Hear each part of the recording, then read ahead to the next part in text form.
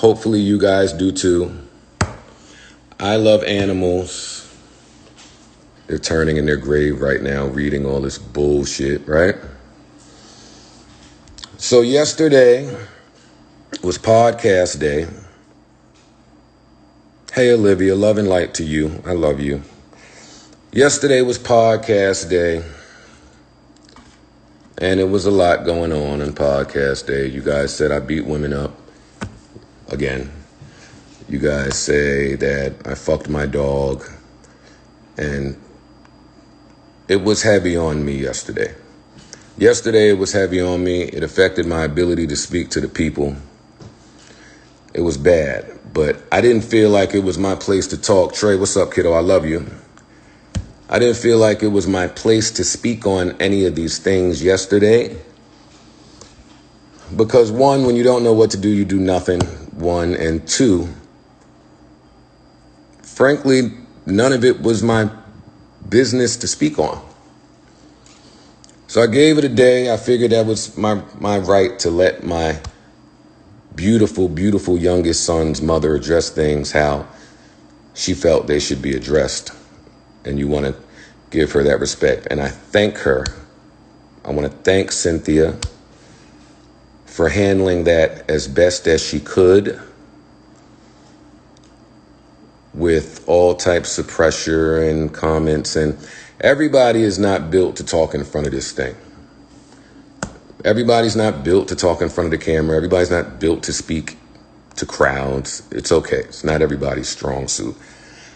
I wanted to use this as a teachable moment because for the people who are fortunate enough to not know how court proceedings work and lawyers and paperwork and so forth and so on, you're blessed.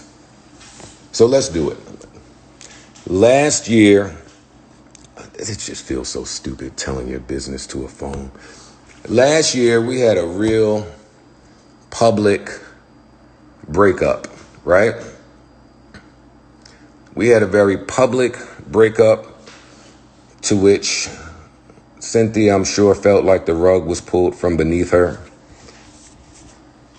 As a first-time mom,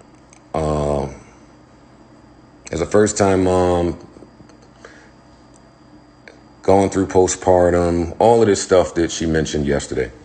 It was just a tough time. And when you're young and you're going through a tough time, you tend to look for guidance from people, right?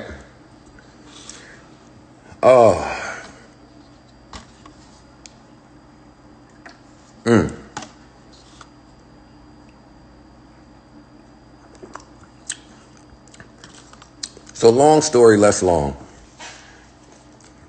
Cynthia looked for guidance in a friend, or so she thought was a friend. Somebody that had been around me for years and years and years and years. Somebody that's been in my home, played with my dogs, held my baby. Somebody that's just been around forever. And in the middle of this breakup, this friend, we'll call it for now, this friend chose that opportunity to be opportunistic and to leverage my breakup in an attempt to manage Cynthia's music career. I'm going to talk about this because it wasn't talked about yesterday, and I think it's pretty important. So Raqi, with her slimy, nasty fucking ass, slithered her way into a very vulnerable, impressionable, hurt, and emotional Cynthia. And she was managing her. She started her management company. She directed videos. She was up on Dykeman. She was everywhere. These two was like the 2 1s and 11. I didn't say a word. During this time, there were threats to take me to court for child support. And if you're unfamiliar with how that goes, when you are looking to go to court for child support, you paint the most horrible, most horrific, most nasty picture that you could possibly paint to make someone appear away in the eyes of the court. Me, I was real fucked up during this time, man. I was real hurt because of how I feel black people, black men in particular, are viewed in court. And I was dealing with a young partner who maybe didn't view things that way necessarily. So there was a bunch of calls. Raqi calling me to leverage child support. Raqi calling me to figure out visitation. Raqi calling me to tell me how my son's mom feels. And the entire time I'm just saying, ay, Jesus, Mary, and Joseph, I can see this play coming from a mile away. Hey, do me a favor. You don't call my phone no more. And if y'all want to go to court, then we will prepare to go to court. Insert these nasty, nasty, horrible claims about abuse and dogs in a court paper that was scheduled for August 28th. August 28th, we were supposed to go to court. I stopped all communication with Raqi. Fuck her. I'm over it. I just distance myself from people. I never say why. I never mention it. It's not important. 2 days, maybe 3 days before August 28th, Cynthia and I came to a mutual understanding that we did not want to go through courts about things. And we met up with our attorneys, and the attorneys figured out support and visitation and all of this other private stuff, right? And all of the horrible things that were written in that paper were supposed to be torn up, never to see the light of day, because these are not court papers. These are not court papers. These are not court papers. These are lawyer papers. These papers never made it to court. There was no docket number on these papers. These were claims. Claims, but they didn't go to court. I was so proud of Cynthia. Super, super, super, super, super proud of Cynthia. And later we found out, we had a conversation, and she says, you know, I noticed some things on my own about Raqi. I'm removing myself. I'm distancing myself. That bitch is toxic, so forth and so on. And that was that. When they had their breakup, their public, well, they're not public falling out, and they just kind of separated from each other, neither one of them said a thing. Cyn didn't say a thing. Raqi didn't say a thing. And Raqi has spent the year attempting to bash me or drag my name. I've never slept with Raqi. I have no business dealings with Raqi. I have no idea why she's feeling the way she's feeling. I think that she's sick. I think that she's bipolar. I think she has dementia. She got COVID. It's not for me to tell her business. I just don't think she's doing well. So we pray for her. So yesterday,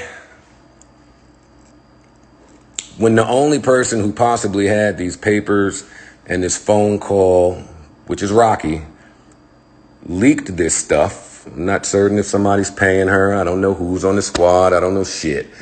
But when she leaked these things, I thought it would be best for me to shut up and actually let Cyn speak to my character, speak to the man that I am, speak to the father I am, just speak to who I have been for mad long. And for whatever reason be, at 10 p.m., she replied and didn't address it the way I would have preferred it to be addressed. But it's cool. It's emotional. It's going through things. I get it. But bottom line, why do men have to get involved in toxic women shit? This is toxic women shit. This has nothing to do with me. They had a falling out. I can't speak to the falling out. I don't know. I don't know. I don't know. I don't know. But I didn't feel like I came away looking any better after that video. I didn't.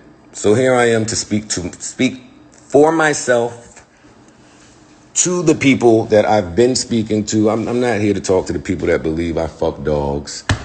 I'm not here to talk to the people that believe I abuse the very women that I have taken care of.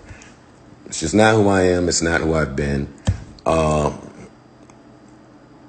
And this comes off 2 weeks of me exposing some truths about different corporations, Spotify, iHeart.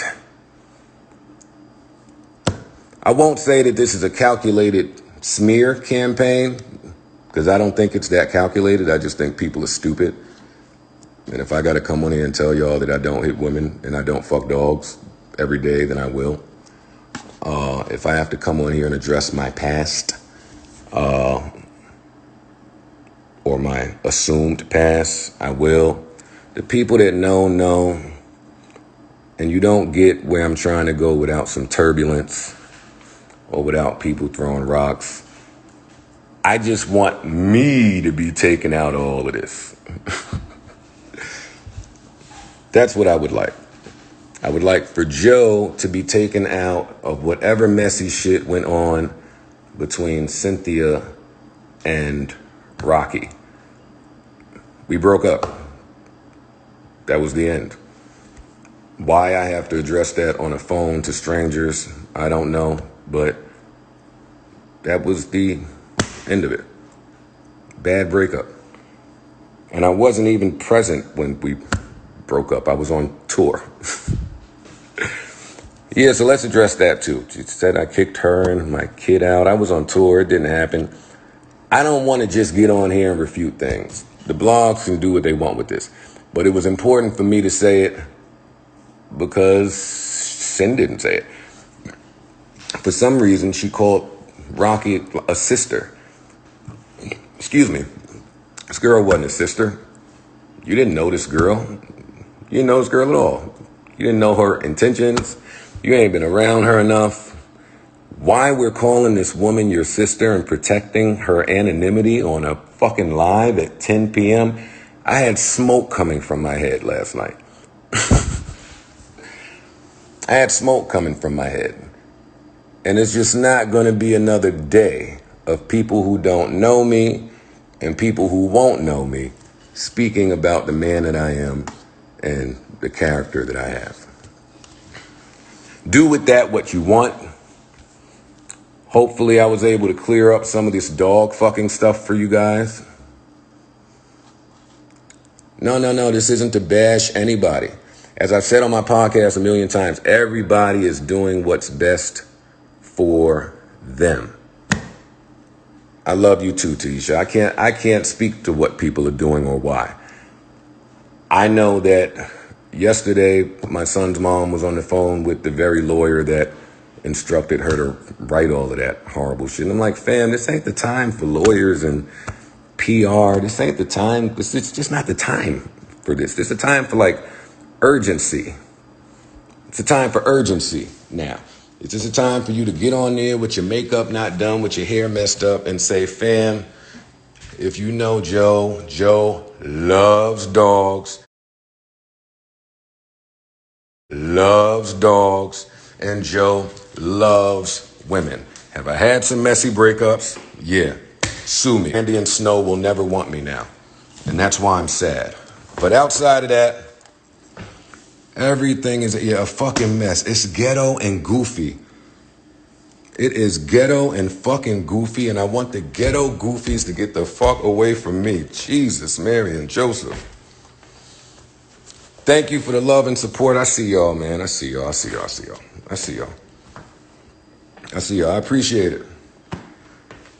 I appreciate the love. I appreciate the support. Keep these ghetto, goofy bitches away from me, please. Still should have let me beat that whole ass in 2016. No, it's not about that. Not about that. I'm not here for violence. Nobody should get hit. Nobody should get beat up. Listen, it's a national pandemic. Unemployment is at an all-time high. Everybody ain't making what they're supposed to make. Mental health is plummeting. I understand. Shit is fucked up out there. It ain't for the weak. Exactly, Dree. This ain't for the weak. This ain't for the weak. Saturday, we'll be back to business. There's 3 episodes left. Sorry I didn't do too much talking yesterday. Of course my son is here. It's my baby. Why wouldn't my baby be here? Karen, what's up, man? So that's it. I just didn't think that this should continue with people being able to keep their anonymity when people are just nasty and cancerous and toxic. That's all. I'm on a mission. That mission won't be interrupted. That mission is to change the standardized practices for black and brown people in corporate America. The end. That's it. It's not that deep.